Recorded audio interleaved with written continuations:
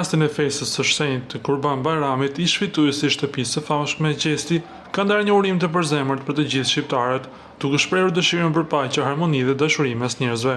Por përtej fjalëve, ai ka bërë një veprim mjaft domethënës që ka prekur zemrat e shumë njerëzve. Gjatë ditës këngëtari ka vizituar varrezat e familjes Jashari në Prekaz, ku ka vendosur puqeta me lule në nder të dëshmorëve të kombit.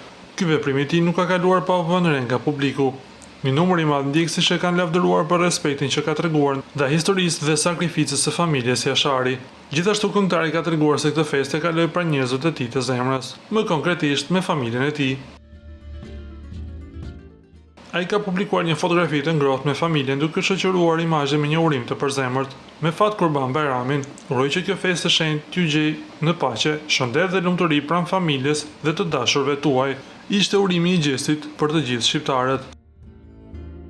Ju lutem klikoni tek butoni subscribe për të marrë të rejat më të fundit nga showbizi shqiptar.